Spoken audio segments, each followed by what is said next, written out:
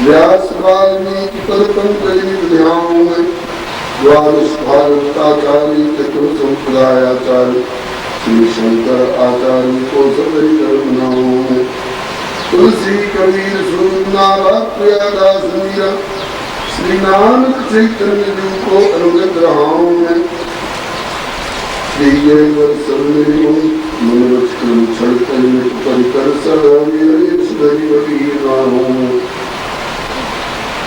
जय गुरुदेव विश्वामित्र के प्रति रामकार प्रदाता श्री चैतन्य बिहारी की जय जय गुरुदेव भक्तमाल के स्वरूप शांकुर सर्वनाथ सदा समय सुखारी की जय जय गुरुदेव वासुदेव शिव जमुना पर आदर्श संत सेवा की जय जय गुरुदेव फलाहारी राम लीलावती आचार्य व्यास सर्व संत सुधारी की बोलिए प्रेम से श्री राम कृष्ण भगवान की श्री अयोध्या नाथ की श्री बिहारी लाल की श्री वैकुंठ नाथ की श्री प्रहलादपति की श्री गौरी शंकर भगवान की राम रसिया श्री हनुमंत लाल की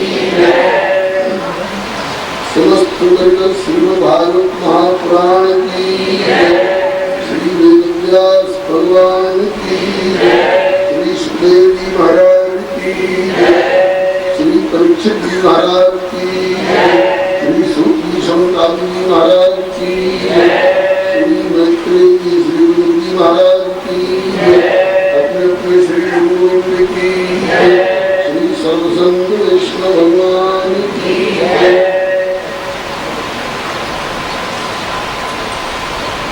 निगमकल्पतरो जनितं फलं सुखमुखादमृतद्रवसंयुतं श्रीमद्भागवतं रसनालयं मुहुरहो पुरुषिता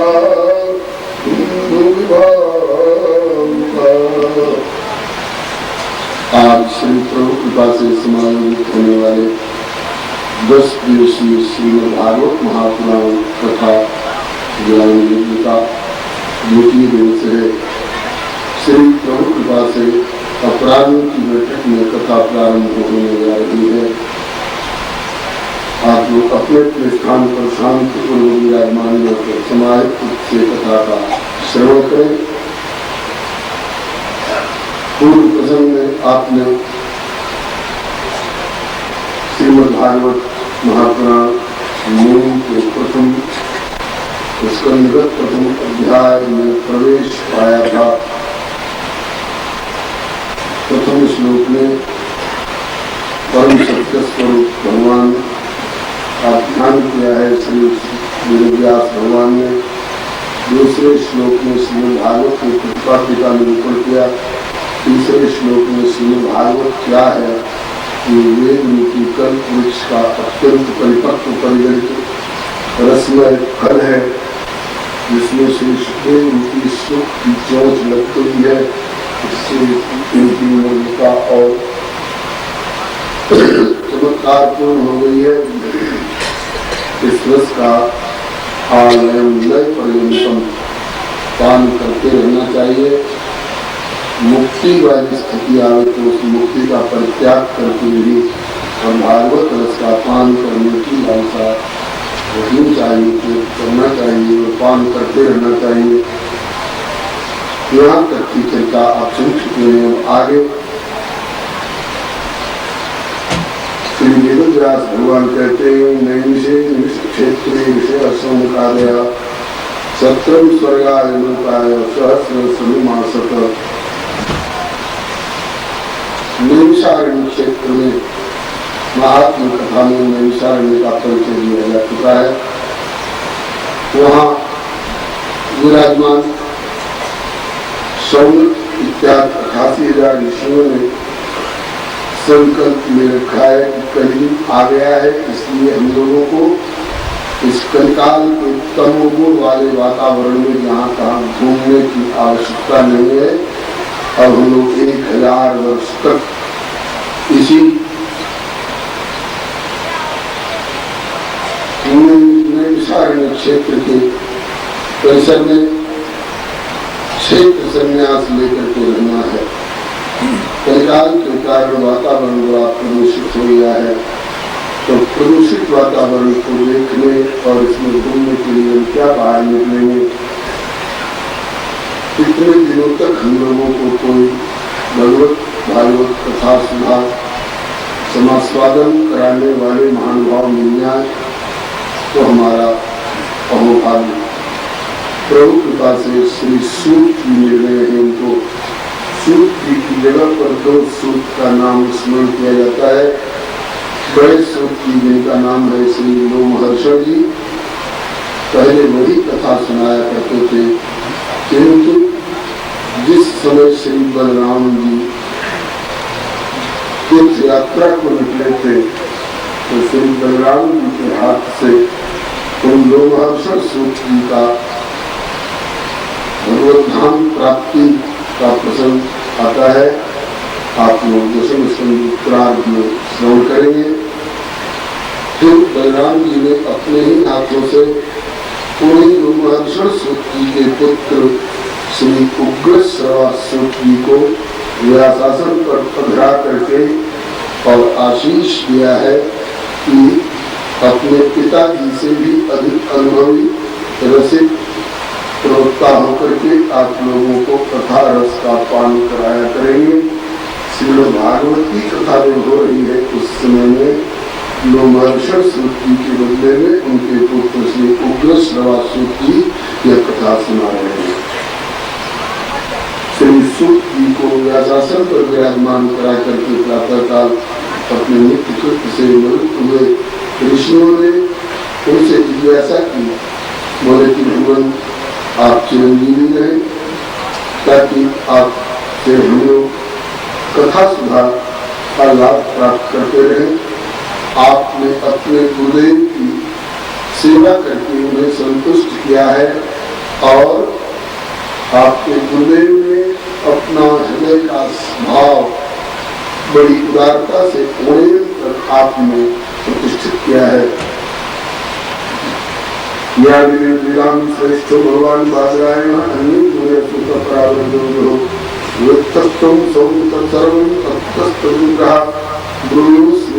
शिष्य से गुरु लोग अपने स्निग्ध शिष्य को सब कुछ ओढ़ देते हैं, प्रदान कर देते हैं, लेकिन शिष्य होना चाहिए स्निग्ध। स्निग्ध होने स्नेह भाजन कृपा पात्र। कृपा पात्र की परिभाषा किसी संत ने एक दोहे में कही है कि कृपा कृपा सब कोई कहे पर कृपा पात्र नहीं को। कृपा पात्र सोई जाने जो आज्ञावृत्ति हो। वो अनुशासन में रह करके उनकी रुचि समझ करके और उनकी सेवा करें, वही कृपा पात्र माने जाते हैं। तो आपने अपने गुरु जी के अनुशासन में रह करके उनकी रुचि विचार कर उनकी सेवा की, अपनी सेवा के द्वारा उन्हें प्रसन्न किया है और गुरुदेव ने आपको सब कुछ प्रदान किया है। तो गुरुदेव की कृपा से आपको जो कुछ मिला है उसमें हम लोगों के काम लायक जो कुछ आप समझे निचोड़ करके और हम लोगों को कृपा करके आप भगवत भागवत कथा सुधा का पालन कराने की कृपा करें। कलिकाल आने से लोग मंद बुद्धि वाले अल्प आयु वाले हो रहे हैं और नहीं करने योग्य कर्मों में उनकी प्रवृत्ति होने लगी है। अपना परम कल्याण चाहने वाले महानुभावों को, जिससे आत्मा परम कल्याण को प्राप्त हो सके, उन साधन साध्य का आप कृपा करके निरूपण करें। भगवान का अवतार किस लिए होता है, अवतार लेकर तो क्या क्या करते हैं, ये सभी प्रसंग हम आपके श्रीमुख से सुनना चाहते हैं। और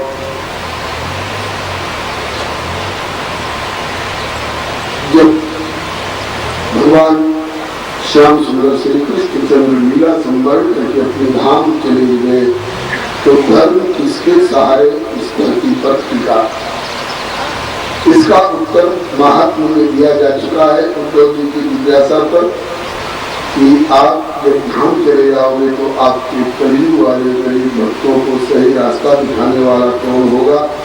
इसके लिए भगवान ने अपना सारा तेज श्रीमद् भागवत में आधान कर दिया है और कहा कि श्रीमद् भागवत से ही लोगों को पथ प्रदर्शन सही रास्ता मिला करेगा। अब श्री सूत जी बहुत प्रसन्न हुए श्री शौनक जी की इस सर्वलोकों पुकारिणी जिज्ञासा से, क्योंकि इन्होंने व्यक्तिगत स्वार्थ साधन संबंधी जिज्ञासा नहीं की है।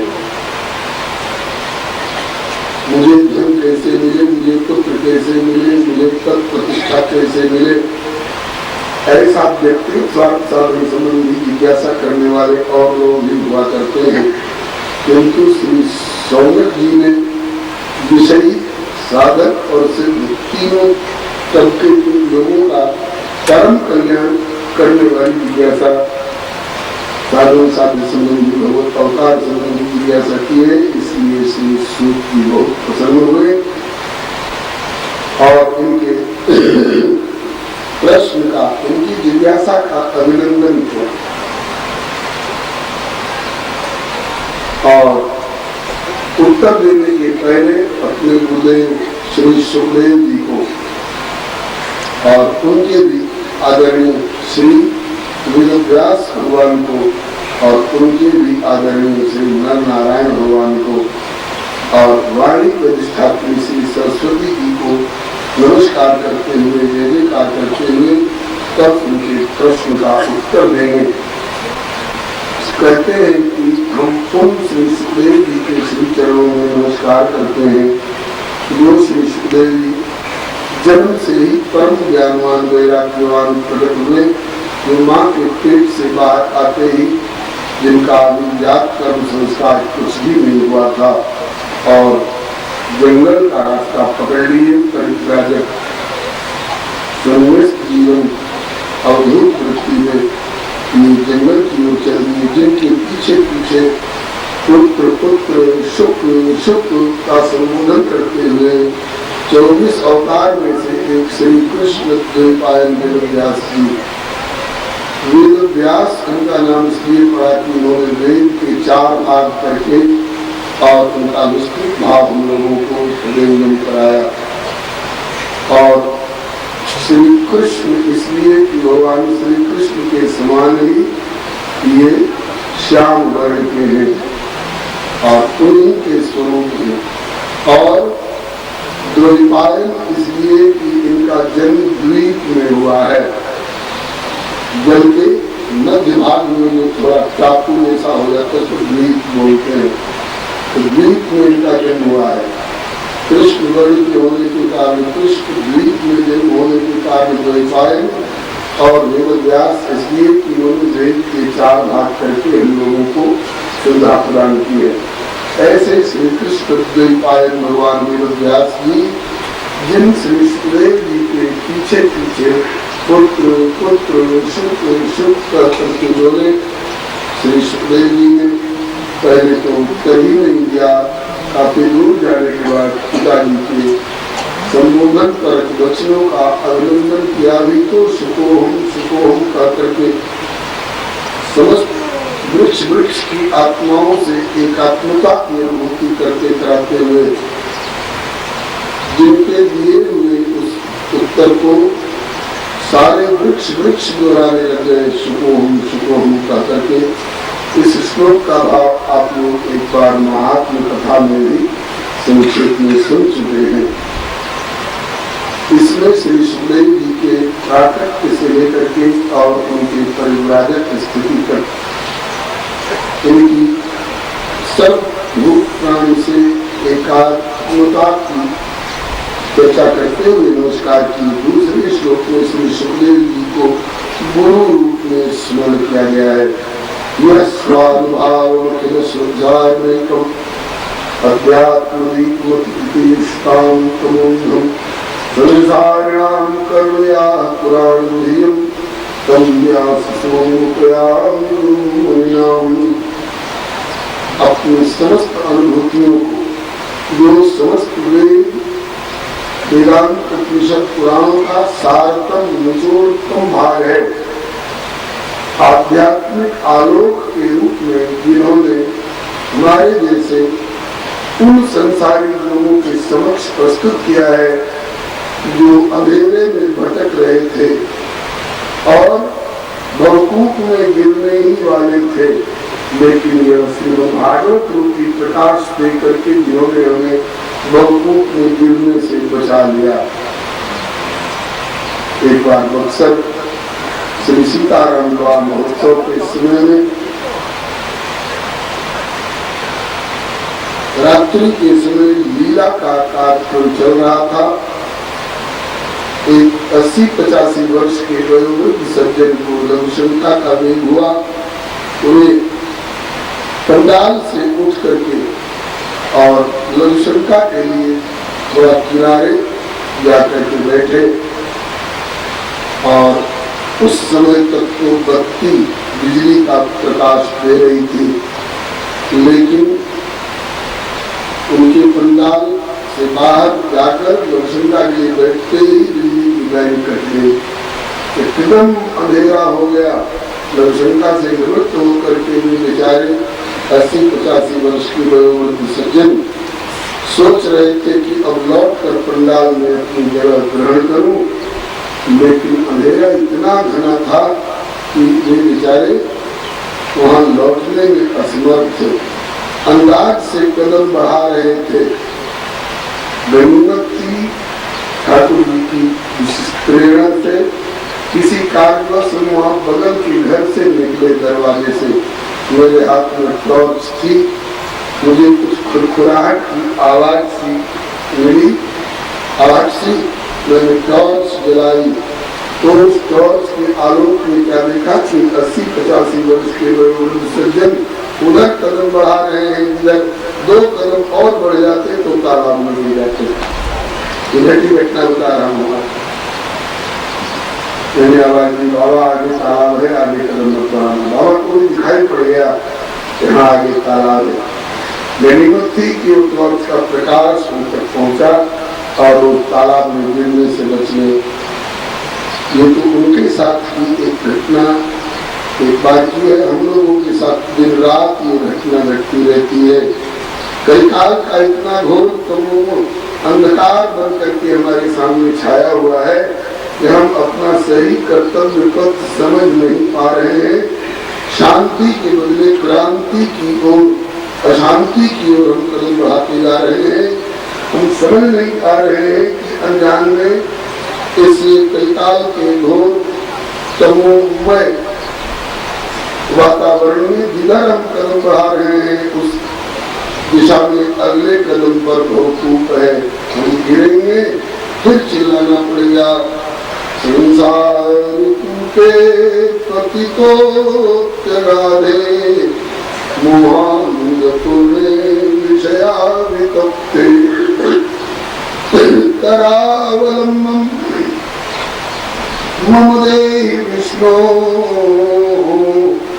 गोविंद दामोदर माधवेति। श्री सुखदेव जी ने कहा कि गिरे क्यों? गिरने के पहले ही हम श्रीमद् भागवत का प्रकाश दे करके इसको बता क्यों नहीं दे कि जब तुम जा रहे हो बेटा वो गलत दिशा है तो क्यों गिर जाओगे। और सचमुच में इनके द्वारा श्रीमद् भागवत रूपी प्रकाश को पा करके बहुत लोग भवकूप में गिरने से बच जाया करते हैं। यही तो गुरुदेव का काम है। गुरुदेव इसीलिए तो आते हैं। गुरु शब्द का अर्थ ही होता है गुरु शब्दस्त्वंधकार गुरु शब्दस्तन निरोधिकृत अंधकार निरोधित्वात् गुरु इत्यभिधीयते। गुरु शब्द अंधकार का वाचक है और गुरु शब्द प्रकाश का वाचक है। जो अज्ञान रूपी अंधकार में भटकते हुए जीवों को ज्ञान रूपी भक्ति रूपी प्रकाश दे करके आज गिरने से बचा ले, भवसागर में डूबने से किनारे खींच ले, उनको तो गुरु कहा जाता है। श्रीमद् वल्लभाचार्य महाप्रभु जी एक पद में कहते हैं, श्री गुरु बिनु ऐसी कौन करे,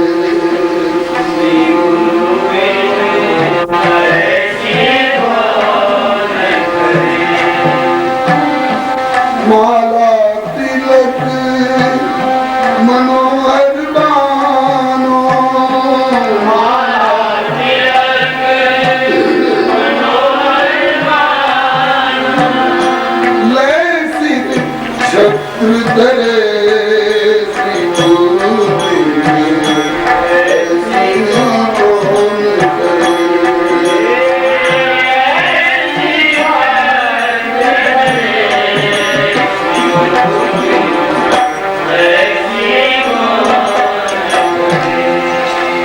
भवसागर सो मूर्त राखे दीपक हाथ धरे,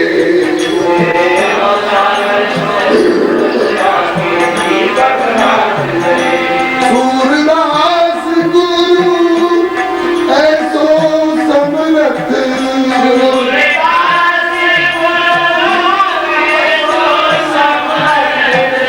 छिन में ले उधरे,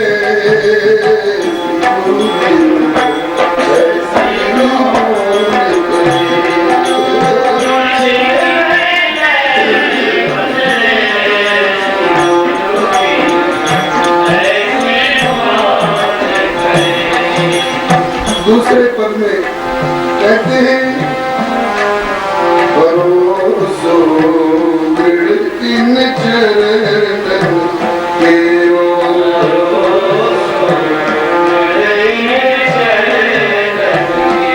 श्री वल्लभ मठ चंद्र छटा बिनु,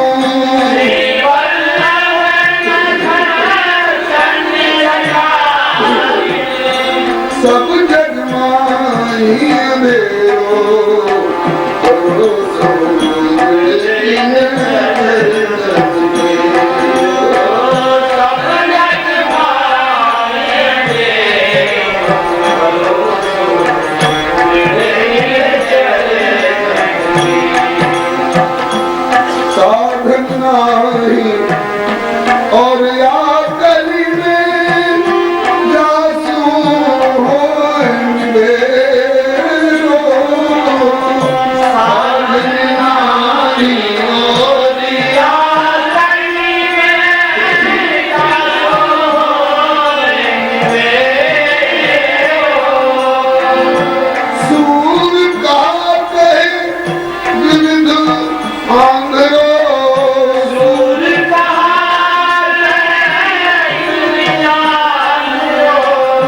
बिना मोल पोछेरो, भरोसो दृढ़ चरण केवो, बिना मोल पोछेरो, दृढ़ चरण केवो। ऐसे ही श्री सुख जी ने श्री सुखदेव जी को गुरु रूप में स्मरण किया। यहाँ भी श्री गुरु रूप में श्री सुखदेव जी को स्मरण करने वाली परंपरा श्री स्वामी चंद्रराज महाराज की श्री सरस्वती में विद्यमान है, परंपरा चल रही है।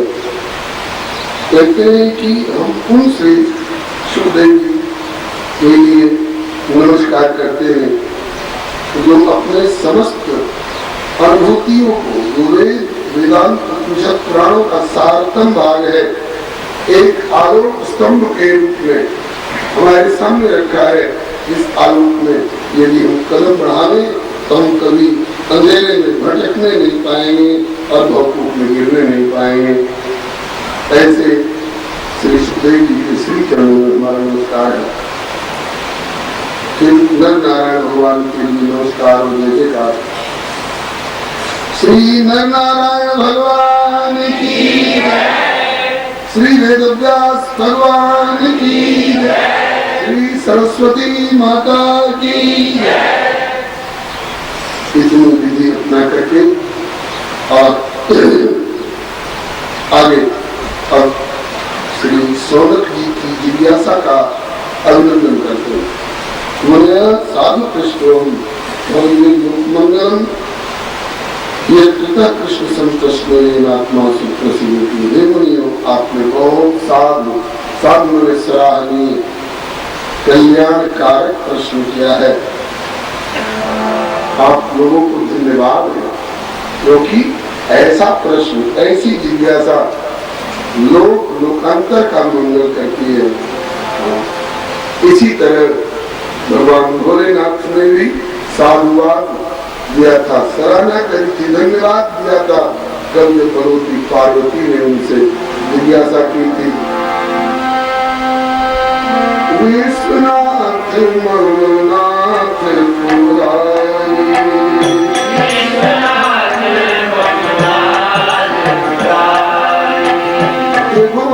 महिमा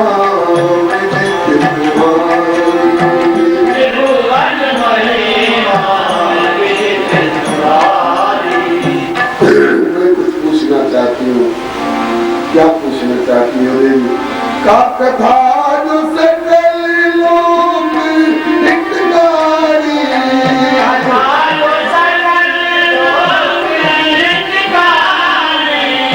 सोई पूछन शैल कुमारी,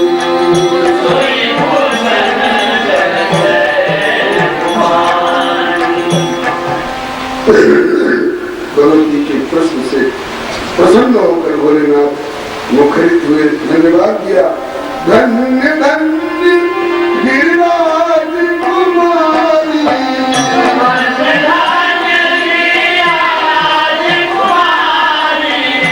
तुम समाने में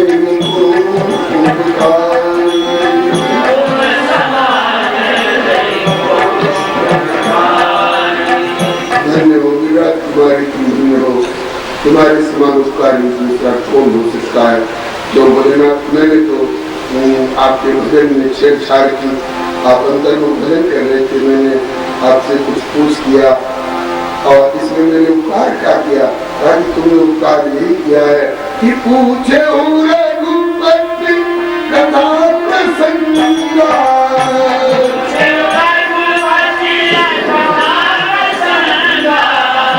सकल लोक जग पावनी गंगा।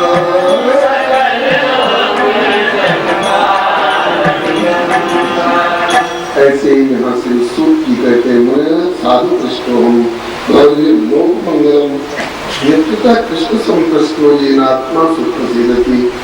भगवत संबंधी, भगवत कथा संबंधी, भगवत चरित्र संबंधी जिज्ञासा जो की जाती है तो इससे लोकांतर का भी मंगल होता है। आत्मा प्रसन्न होती है, आत्मा प्रसन्न होती है। इसका अर्थ ये न आत्मा सुप्रसिद्धि सुष्ठु प्रकार न प्रसिद्धि। इसका अद्वैत वेदांत पथ के प्रति ज्ञान मार्ग के मोक्षार्थी लोग आत्मा से अर्थ अपने स्वरूप तक सीमित रखते हैं और भक्ति पथ के प्रति भक्त्याचार्यों के यहाँ आत्मा का अर्थ समस्त आत्माओं की भी आत्मा जो परमात्मा है उन्हें प्रसन्नता होती है, तो ठाकुर जी प्रसन्न हो जाते हैं इस तरह की जिज्ञासाओं से और इस तरह की चर्चाओं से। अब प्राणी का परम कल्याण कैसे संभव है? वो परम कल्याण चाहता हो तो परम धर्म का पालन करे। तो परम धर्म क्या चीज है? तो कहते हैं कि सवै पुंसाम परम धर्मो यतो भक्ति अधोक्षये अहेतुक्य प्रत्यता यह आत्मा संप्रसिद्धि। मानव मात्र का परम धर्म वही है जिस आचरण के द्वारा अधोक्षर भगवान के प्रति अहेतु की भक्ति हो। अधोक्षर बने इंद्रियातीत, अधा अक्षरम ज्ञानम यस्मात् असौ अधोक्षजा। इंद्रियों का ज्ञान जिनसे बहुत नीचे रह जाता है, मन समेत ये ज्ञान न माने तर्क न सके सकले मानी, राम अतर्क बुद्धिमन मानी, मत हमार असुरे सियानी। ये अलोक्षण भगवान की परिभाषा है। मन जिसे नहीं जान पाता, बुद्धि यहाँ तक नहीं पहुँच पाती, मन बुद्धि से भी परे। इंद्रियाणि पराण्याओ इंद्रिय परम मना, मनसस्त पराबुद्धि और ये उस परमात्मा के प्रति जिससे भक्ति हो, और भक्ति भी कैसी, बोले अहेतु की और अप्रत्ययता। अहेतु की बने बिना स्वार्थ की, और अप्रत्ययता बने जिसमें कभी रुकावट नहीं आए, जिसमें कभी किसी प्रकार का आघात प्रतिघात न हो। ऐसी भक्ति जिससे हो, उसी का नाम है परम धर्म। भक्ति से क्या होगा, बहुत तो कहते हैं भक्ति से क्या होगा, भजन से क्या होगा। कहा जाता है, ये नहीं कभी पूछा कि भोजन से क्या होगा। भोजन पर तो टूट पड़ते हो, भोजन मिलने में देर हो जाती है तो भूखे बाग बन जाते हो, भोजन जरूर चाहिए। और कितना बोले कि भोजन कम से कम 3 दिन चाहिए, सवेरे का जलपान, दोपहर का भोजन, और मिल जाए तो शाम को भी थोड़ा,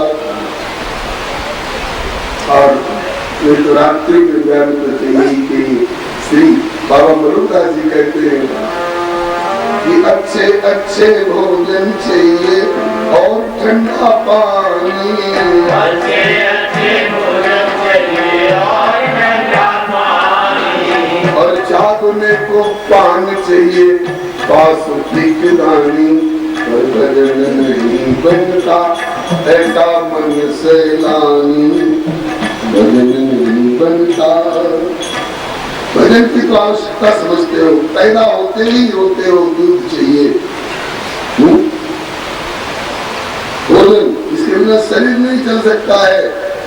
तो शरीर को चलाने के लिए जैसे भोजन जरूरी है, ऐसे ही आत्मा को सबल रखने के लिए भजन भी जरूरी है, भक्ति भी जरूरी है। भोजन करने से 3 काम होते हैं। उत्तम स्वादिष्ट भोजन हो, ताजा ताजा, तो तुष्टि भी, बड़ा मन संतुष्ट होता है। कई दिन के बाद आज ऐसा मन चाहा भोजन मिला है। तुष्टि और पुष्टि, ताकत भी मिलती है भोजन के साथ साथ। और तीसरा काम क्षुधा निवृत्ति भी होती है। जैसे भोजन के द्वारा तुष्टि, पुष्टि और क्षुधा निवृत्ति जैसे 3 काम होते हैं, ऐसे ही भजन के द्वारा भटकाने वाले विपरीत पदार्थों से वैराग्य होता है, अपने और प्रभु के स्वरूप का ज्ञान होता है, और भगवान के प्रति प्रीति दृढ़ होती है। ये तीनों काम साथ साथ होते हैं।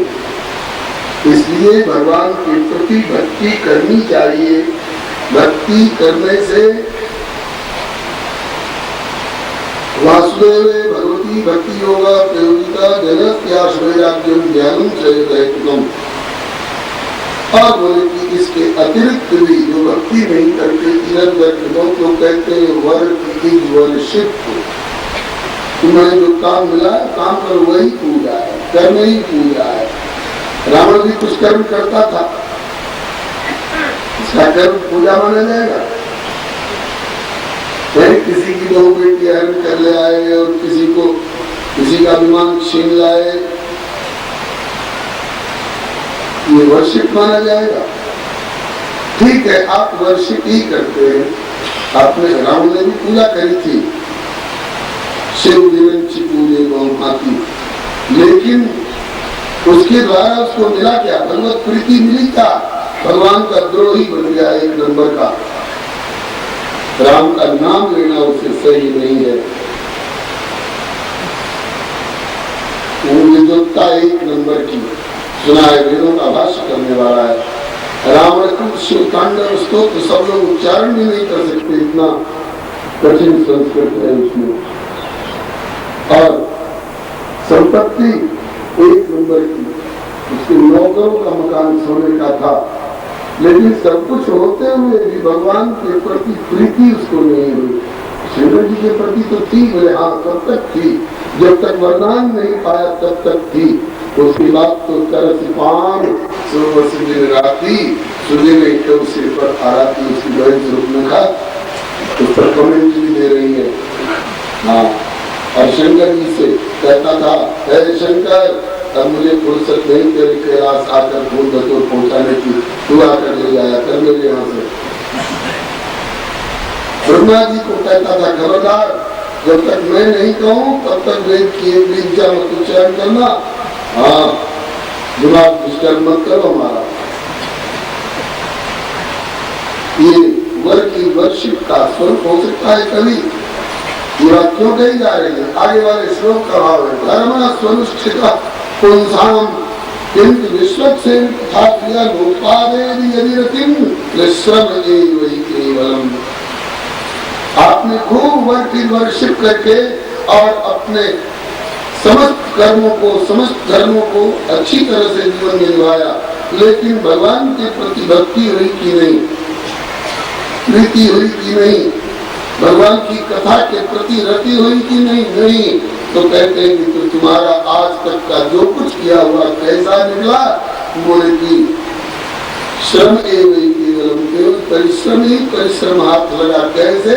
कोई ये था स्थूल कुशाल धाती नाम, या धान कूटोगे तो उसमें से चावल निकलेगा, जिसमें से चावल निकाल लिया गया है, केवल भूसी छिलका रह गया है, और उसको तुम 2 महीना कूटो, चाहे 2 साल कूटो, चाहे 2 जन्म कूटो, भूसी कूटने से क्या लाभ मिलेगा? केवल हाथ थकेंगे और शरीर चिड़चिड़ होगा। तो जो कुछ किया जाता है इसीलिए किया जाता है कि इसके करने से भगवान में प्रीति हो, भक्ति हो, तब तो सब कुछ करने की सार्थकता है, और नहीं तो बस 1 लाख पूत 1.25 लाख नाती, और अंत में बोलता रावण घर दिया न बाती।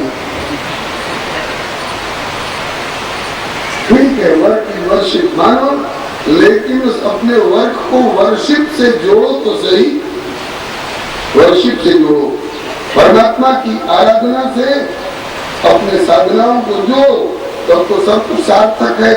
और नहीं तो जिंदगी भर भूसी कूटते रहे, एक दाना हाथ लगने वाला नहीं है।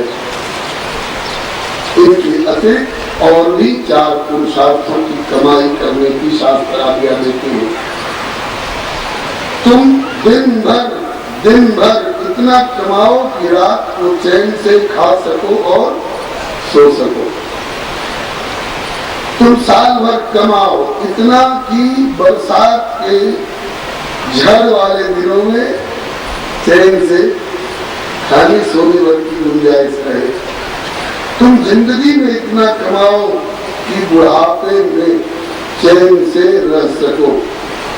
तुम इस लोक में इतना कमाओ कि परलोक में तुम्हारा जीवन सुखमय शांति रहे। तुम दिन भर कमाओ, साल भर कमाओ और जिंदगी भर कमाओ, पर तुम लोगों को ध्यान देते। अब बहुत नालायक तो ऐसे होते हैं कि हम कुछ भी नहीं करेंगे और मौत ऐसी करेंगे, बोले दूसरी कोई नहीं करता। कैसे? बोले दूसरे की कमाई पर दावा बोल करके, दूसरे की बोई हुई फसल को काट के लाएंगे, क्या उसके बाद बच्चे तड़पते रह गए भूखे।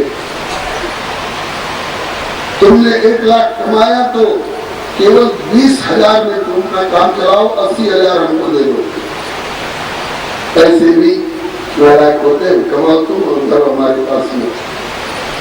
और कोई ईमानदारी से कमाए भी तो कहते हैं कि दिन भर कमाने पर ध्यान है, साल भर कमाने पर ध्यान है, जिंदगी भर कमाने पर ध्यान है, लेकिन इस लोक में इतना कमाओ कि परलोक में भी सुखी रहो, इस पर ध्यान बहुत कम लोगों का होता है। करो कमाई, लेकिन अंत दुखदायी हो जाए वाली कमाई बढ़िया नहीं मानी जाएगी। क्या कमाओ? तो 4 वस्तु कमाने की शास्त्र आज्ञा देते हैं। धर्म कमाओ, अर्थ कमाओ, काम कमाओ और मोक्ष कमाओ। किस लिए? ये धर्म, अर्थ, काम, मोक्ष साध्य नहीं हो सकते, साधन होके रह सकते। सोना, चांदी, हीरा, मोती साध्य नहीं हो सकते, साधन कहला सकते हैं। सुना है, कहीं पढ़ा था, द गोल्डन टच, स्वर्णिम स्पर्श। एक राजा सोना का बड़ा लोभी था, सोचता था कि खुद सोना ही सोना हो जाए हमारे यहाँ। पता लगाया, मालूम हुआ अमुक देवी अमुक देवता की आराधना करो, वरदान दे देंगे तो सोना ही सोना हो जाएगा। उस आराधना से प्रसन्न होकर देवता प्रकट हुए, बोलो राजन क्या चाहते हैं?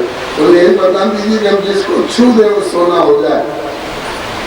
ऐसा ही होगा। ये मस्त करके चले गए देवता। यार आया, उसने द्वार खटखटाया, सो द्वार सोने का हो गया। बड़ा प्रसन्न, देखो अब क्या करें। उसके बाद द्वार खुला, पर्दा हटाया, पर्दा छुड़ा तो भी सोने का हो गया। यहाँ तक तो उसको खुशी रही, और भीतर से उसका इकलौता बच्चा था, इकलौती बच्ची आई, बाबूजी तो हाथ से छुआ तो इकलौता संतान भी सोना बन गया। और बेटी बोलती क्यों नहीं हो? बोले अब तो सोना बन गई। हाँ, बड़ा दुखा हो गया।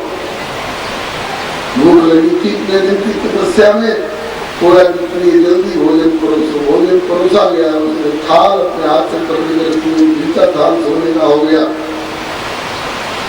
यहाँ तक तो उसको लाभ जैसा लगा, लेकिन जब रोटी पर हाथ ले गया तो रोटी भी सोने की हो गई।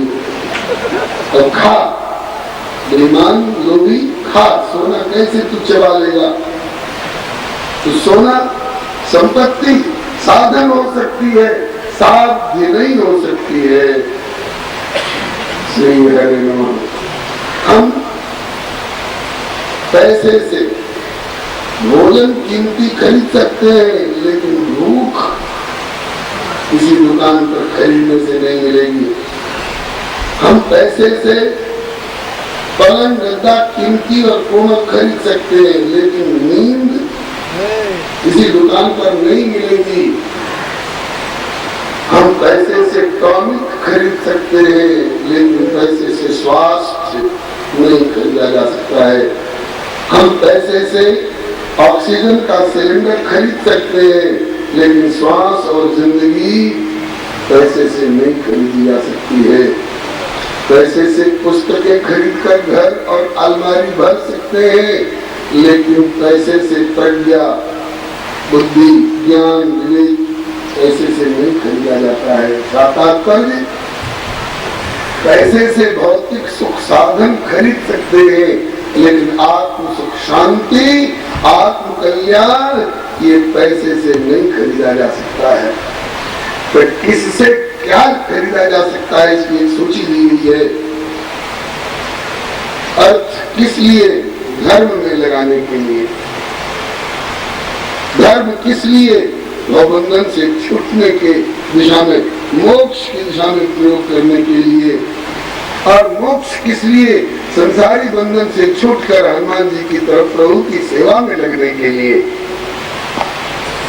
और काम जीवन में जो कामनाएं होती हैं आवश्यकताओं के अनुसार, जाड़ा लगता है तो कपड़े चाहिए, भूख लगती है तो भोजन चाहिए, प्यास लगती है तो पानी चाहिए, और अपनी परंपरा को कायम रखने के लिए संतान के लिए पत्नी चाहिए, उसके बाद संतान चाहिए। इन सबों को काम में गिनती किया गया है। इन कामनाओं की पूर्ति किस लिए? तो कामस्य इंद्रिय प्रीति लाभो जीवित यावता।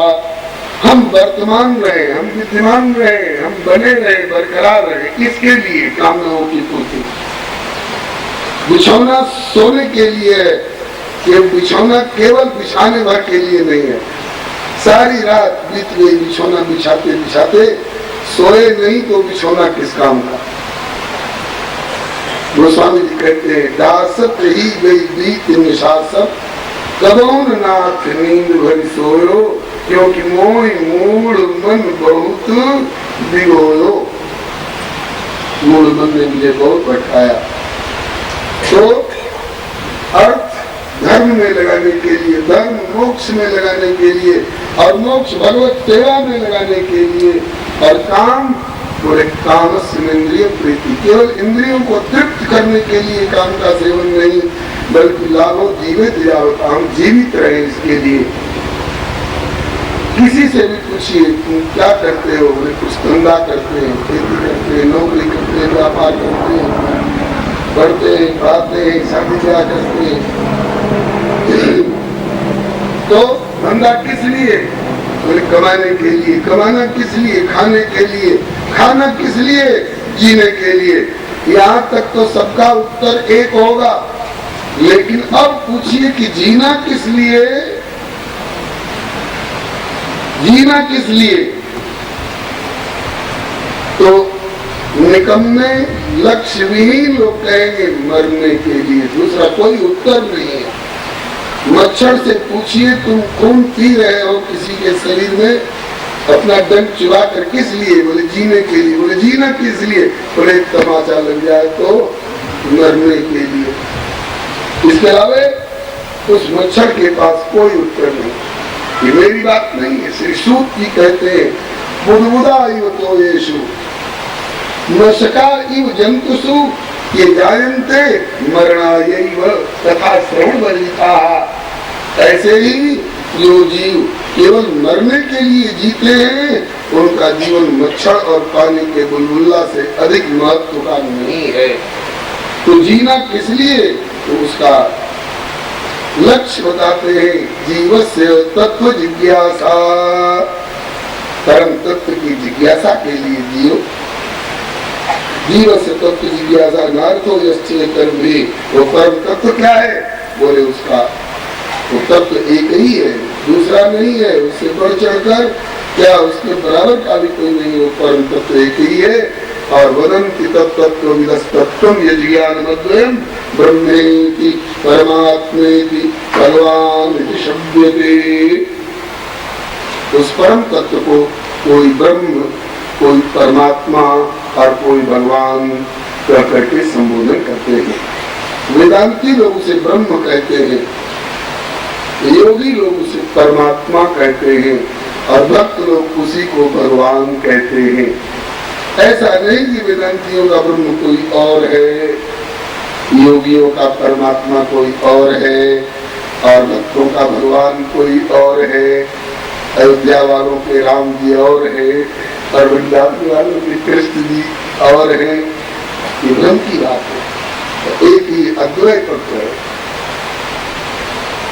एक मेवा द्वितीयम है, एकम सत्य बहुधा वदन्ति। उसी को अपने अपने भाषा भाव शैली के अनुसार लोग विभिन्न प्रकार से वर्णन जरूर करते हैं। वर्णन की शैली में भिन्नता अवश्य है, लेकिन वह तत्व एक ही है।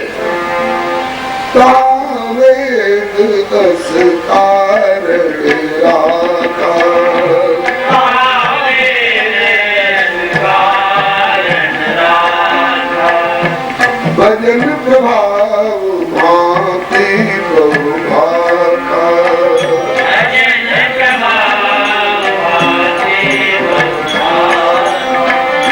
जिनकी रखी भावना जैसी,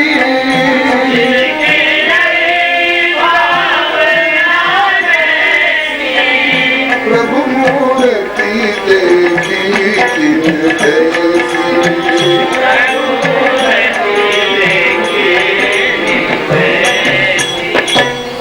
राम जी तो एक ही राम, जनकपुर के मंच पर राम जी तो एक देखे वाला लोग ढेर बा, देखने वाले बहुसंख्यक हैं और एक जैसे नहीं लग रहे हैं। राम जी तो एक देखे वाला लोग ढेर बा, बहुत तरह के लागे नजरिया के फेरवा।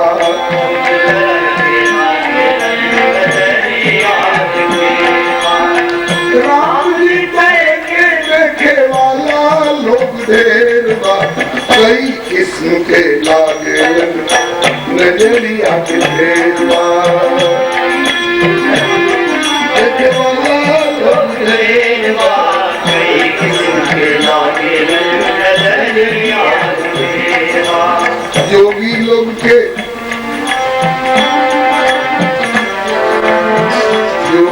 के दृष्टि में प्रकाश ऐसा भासेला जो जीरो में प्रकाश ऐसा भासेला। भक्तन के भगवान हो के प्रेम फास में फासेला। भक्तन के भगवान हो के प्रेम फास में फासेला।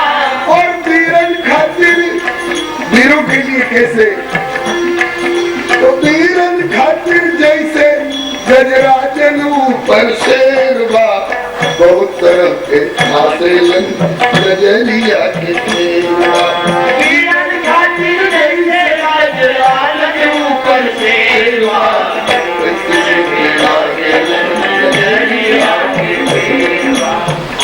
भगवान एक ही है, अनेक तरह के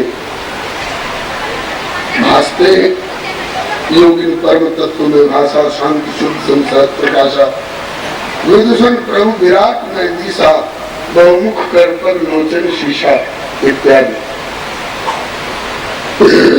उस एक ही तत्व को, उसी अद्वैत तत्व को, उसी एक में द्वितीय तत्व को वदन्ति तत्तत्त्वं यज्ञान मद्वयं ब्रह्मेति परमात्मेति भगवान शब्दते। वेदांती ब्रह्म, योगी परमात्मा और भक्त लोग भगवान कहते हैं। उसी के संबंध में एकाग्र मन से सोचिए, वाणी से वर्णन करिए, कानों से सुनिए और हाथों से आपके पास जो भी उपचार सुलभ हो, फूल हो, तुलसी हो, चंदन हो, नैवेद्य हो, धूप हो, दीप हो, इससे उनका आराधन करिए। यही इस मानव जीवन का कर्तव्य है। अपने कर्तव्य कर्मों के द्वारा अर्जुन ने गांडीव धनुष के द्वारा उनकी आराधना की। हनुमान जी पर्वत और बूटी लाला करके उनकी आराधना कर रहे हैं। केवट ने नैया की दार और पतवार चला करके और उनकी सेवा की।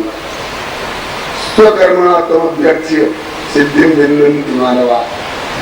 आप अपने कर्म के द्वारा यहाँ आकर के बात लागू होगी वर्षी, लेकिन उनसे संबंध जोड़ करके करिएगा तो जो कुछ करिए उनके लिए करिए।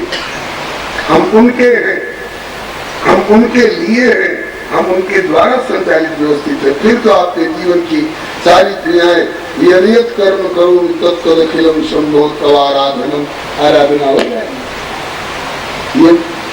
यदि अपने इंद्रियों के द्वारा, वाणी के द्वारा जो कुछ आप करिएगा सब उनकी आराधना हो जाएगी।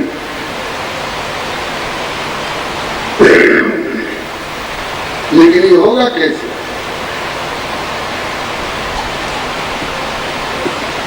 ये घर बैठे नहीं होगा। पुण्य तीर्थ में संत जन निवास करते हैं। वे संत जन आपका और उनका परिचय देंगे और आपके और उनके बीच में जो एक आम की दीवार खड़ी है उस दीवार को हटा देंगे, उस पर्दे को हटा देंगे। वो कहीं दूर है थोड़े। कौन कहता है मुलाकात नहीं होती है? कौन कहता है मुलाकात नहीं होती है? रोज मिलते हैं, केवल बात नहीं होती है। रोज मिलते हैं, कहीं दूर से आकर मिलते हैं, बोले नहीं मिले ही रहते हैं, एक जगह रहते हैं, केवल बात नहीं होती है। कार्य क्या है? हम उससे 36 हो रहे हैं, उसकी ओर पीठ दिए हुए हैं। तो संत यही बताते हैं कि जग से रो 36 हुए, किंतु राम चरण 36।